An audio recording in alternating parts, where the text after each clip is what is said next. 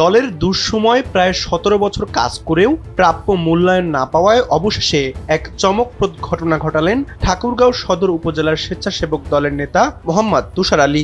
নিজেকে পবিত্র ও পাপমুক্ত ঘোষণা করতে তিনি দুধ দিয়ে গোসল করে দল থেকে পদত্যাগ করলেন। শনিবার জগন্নাথপুর ইউনিয়নের খচাবাড়ি বাজারে নিজের দোকানের সামনে এই অভিনব ঘটনার আয়োজন করেন তুষার আলী। দুধ স্নান শেষে তিনি জনসম্মুখেই পদত্যাগের ঘোষণা দেন। তিনি ছিলেন জগন্নাথপুর ইউনিয়নের ৭ নম্বর ওয়ার্ড স্বেচ্ছাসেবক দলের সাধারণ সম্পাদক। তুষার আলীর অভিযোগ, প্রায় ১৭ বছর ধরে দলের হয়ে কাজ করলেও নানা সময় রাজনৈতিক হয়রানির শিকার হয়েছেন। বিশেষ করে সাম্প্রতিক পরিস্থিতিতে ৫ আগস্টের পর তাকে সম্পূর্ণভাবে উপেক্ষা করা হচ্ছে। সেই অভিমান থেকেই নিজেকে পবিত্র ও পাপমুক্ত করার প্রতীকী ঘোষণা দিয়ে দুধ স্নান শেষে পদ ছাড়ার সিদ্ধান্ত নেন তিনি। আমি ১৭ নং জগন্নাথপুর ৭ নং ওয়ার্ড স্বেচ্ছাসেবক দলের সাধারণ সম্পাদক।